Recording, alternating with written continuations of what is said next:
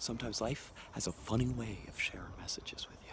It could be really harsh, critical ways, but ways that will get you moving, motivated, and up and going. And that's all right. That's okay. Because guess what? We're in this process together. You know, we're going to have our ups, we're going to have our downs. We're going to have our yins, we're going to have our yangs. We're going to have our days, and we're going to have our nights. And that's all right. That's okay. We're getting through it anyway. Want to know why? Because we're all in this experience, this cosmic pool of conscious, unconscious collective. It's completely fabulous, wonderful, radiant, exuberant, whatever we call it, whatever adjectives or synonyms or vocabulary words we use to define this metaphoric experience of one's soul and one's life, and what we get to see and perceive from this experience is completely unique of the infinite perspective that is the absolute of the universe.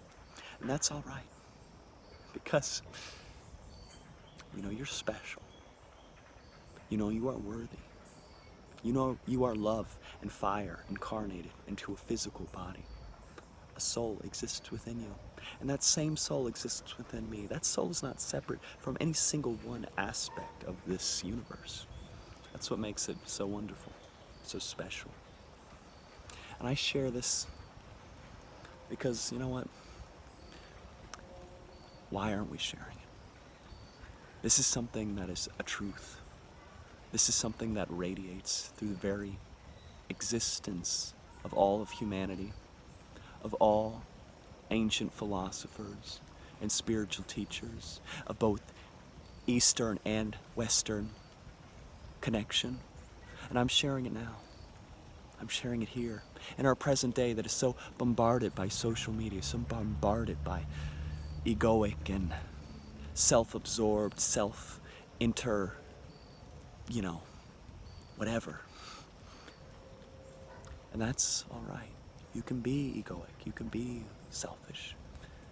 But set your intentions for that selfishness, egoic presence for the most loving, radiant health you can perceive.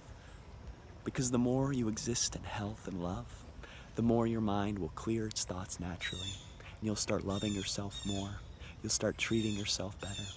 And when you see yourself being treated better, it only makes you feel better to make everyone else feel better too. And so everyone would have a ripple effect from you igniting that passion of love and compassion within yourself.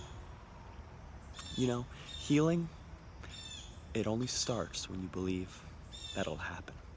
You have to believe you will heal to heal. That goes with any aspect in life. Most everything that's involved in the healing process is a mental aspect. It can exist on the spiritual, physical aspects. If you lose an arm, yeah, it'll probably hurt, but that's why they have the ghost arm aspects of things anyways, where people feel like they still have an arm afterwards. That's their spiritual arm, obviously. You know? But whatever I say, take it with a grain of salt. Do your own studies of investigation into your own spiritual makeup.